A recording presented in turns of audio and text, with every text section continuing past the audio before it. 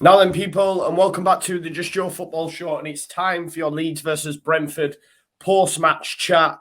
I should feel elated, but to be honest, I still feel annoyed, just due to the fact that I cannot stand JUSTJOE. Like, I dislike Brentford. I dislike Brentford. I do. I'm going to say it. There's all this they do it the right way. They do it this way. It might sound salty, but I can't stand them.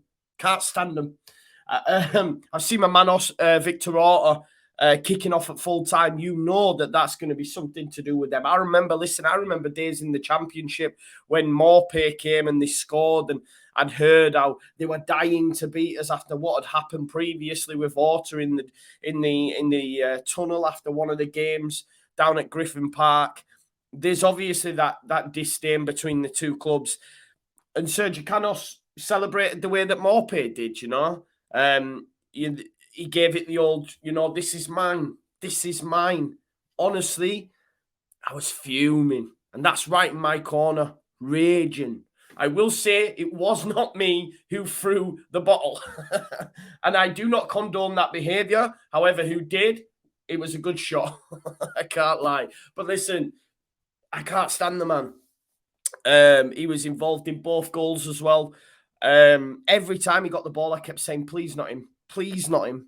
I can't stand him. And he had bleach blonde hair as well. Oof, Eminem vibes. Yeah, I don't like them.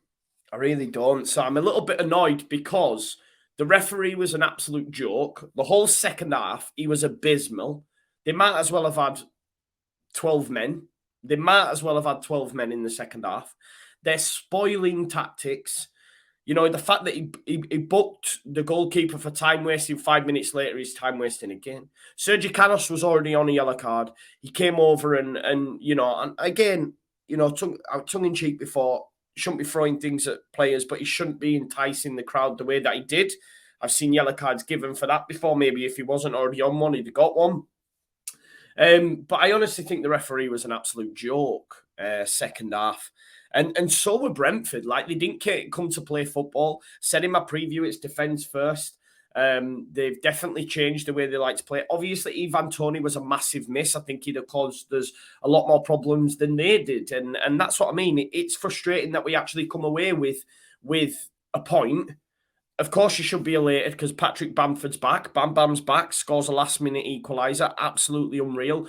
Absolute scenes in Ellen Road. But for me, it's 2 points dropped.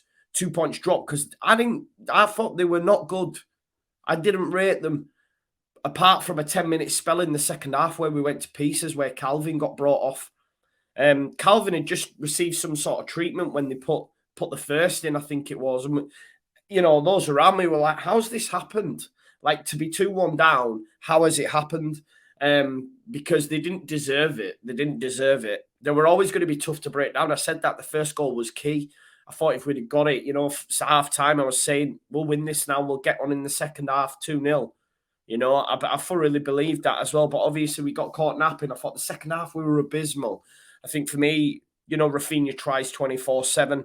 Adam Forshaw, for me, was my man of the match in the second half anyway. I thought he always gives 7 out of 10. 7 out of 10. But I think we definitely lost something after Calvin went off, and we were taking a while to adjust to that. And obviously, they score 2 goals, one of them coming from Sergio Canos. Both really from errors, lapse of concentration. They didn't really deserve anything. I'm so happy that they didn't take all 3 points because it would have made it, all the more worse. And I guess, when you're trailing heading into the 90th minute, you take a point. Of course you do. But they weren't great. We had two errors and they score from. They played spoiling tactics throughout. They are a hard to beat side. I said that in my preview. The midfield three aren't very adventurous. You don't have a 10 and 2 sitters. It's just banks, And I felt at times when we were trying to break them down, when they went 2-1 up, that you could move them about on a string, and it is always difficult to do that. But listen, be careful what you wish for, because this has happened 3 times now. 3 teams have tried spoiling tactics against Leeds United. Crystal Palace, Wolves, and now Brentford. And guess what? We've scored equalisers or winners against Crystal Palace in the 90th minute plus. That's 3 times we've done that. You know, so people have questioned Leeds United this season, that season. One thing's for sure, we have that never say die attitude. We will go to the nth degree. You know, okay, levels might not be what we're used to, but we will keep trying. You know, plan A again, plan A better. I know some fans would like to hear plan B, but, you know, it's plan A and do it better. Although some fans, I've seen on Twitter, some fans apparently, not near me, but at Ellen Road, were saying you're getting sacked in the morning and saying Diego Llorente, what a waste of money. I've seen that on the Leeds, that Twitter feed. If there are genuine people who are saying this at Ellen Road, you need your heads testing. You need your heads testing. Llorente is one of the better buys of Victor Orta's reign. If you're going to be calling out Victor, big shout out my boy. I think he's been fantastic. But to be saying Bielsa's getting sacked in the morning, what are you talking about? Whoever that was, if you watch this, you need your head testing. Everyone's entitled to their opinion, but nah. But listen, yeah, be careful what you wish for. You know, you want to do spoiling tactics against us, it'll come back to bite you in the arse. You know, it'll come back to bite you in the arse. Big shout out Tyler Roberts as well, scoring his first Premier League goal at Ellen Road. It's his 24th home appearance in the competition and his 30th attempted shot in those games. But he's got a Premier League goal, and I was elated. You know, it was well. Rafinha had just lofted one in just before, a little bit too high, and I said as the cross came in, don't whip another one in. Don't whip another one in, because they had 3 giants across the back: Pinnock, Good, and Janssen. 3 giants. However, Rafinha got his ball spot on. It was low, almost mid-drift, you could say. And, you know, it just, Roberts met it lovely and in the back of the net. There was some great chance to Tyler Roberts. And last Christmas, I gave you my heart. This year, I'll give it to Tyler Roberts. Some people around me were like, what? He did have a chance in that first half that he absolutely ballooned, and people were like, normal service resumed. But listen, I'm just buzzing for him. Fair play. Tyler Roberts getting on the score sheet. And look, on a positive note, because it feels like it's been a little bit downbeat, but we're now 6 point clear from 18th spot, 6 points clear over the relegation places. So that's a positive as well. And of course, we've got 4 tough games. You can see my voice is going now. I was angry during the game. The referee was an absolute joke. And of course, at full time, it absolutely went off at Ellen Road when Bam Bam returned. Just looking at some of the specifics of the game as well, obviously, no Ivan Toney's a massive miss for Brentford, and that's a massive plus for Leeds United. Had he played it, may have been a different game. Maybe they would have got 3 points. You just don't know. I thought Johan Wissa, for them who came on for K CANOS, I thought he caused us all sorts of problems. Had he started, maybe it would have been a little bit different, but like, say, Thomas Frank prefers to defend first. Obviously, during the game, you know, Liam Cooper goes off injured. I'm thinking straight swap, Creswell, get Charlie Creswell on. However, Bielsa opted to bring on Harrison. At first, it was going to be Click, and then it was Harrison. And, you know, Firpo moved back into the left of the back 3, and then Harrison moved off onto left wing back, which then meant Dan James went up front. And I will say this as well, just on Dan James. I get all the pressing stuff, but final balls, again, rubbish. And he was caught offside on 3 occasions in that second half, just over halfway. That's not acceptable for me. That's not acceptable for a player that cost 25 million.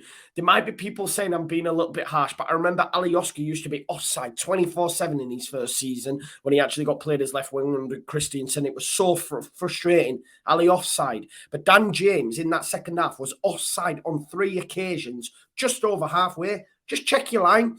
And do you know what? He's got so much pace, he doesn't need to be offside. Because if a ball gets played in, he's beating Janssen, he's beating Good, he's beating Pinnock. It was just frustrating for me. I don't know why he's playing him up front as well.